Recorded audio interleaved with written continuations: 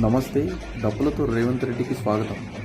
విదేశీ పర్యటన ముగించుకొని తెలంగాణకు భారీ పెట్టుబడులు తీసుకుని వస్తున్న ముఖ్యమంత్రి రేవంత్ రెడ్డికి స్వాగతం పలికేందుకు శంషాబాద్ ఎయిర్పోర్ట్లో బ్యాండ్ డప్పులతో స్వాగతం పలికేందుకు ఏర్పాట్లు చేసిన కాంగ్రెస్ శ్రేణులు.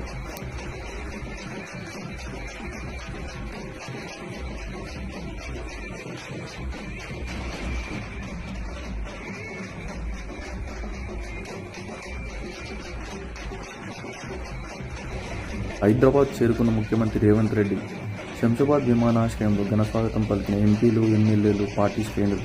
విజయవంతంగా ముగిసిన ముఖ్యమంత్రి రేవంత్ రెడ్డి అమెరికా, దక్షిణ కొరియా పర్యటన.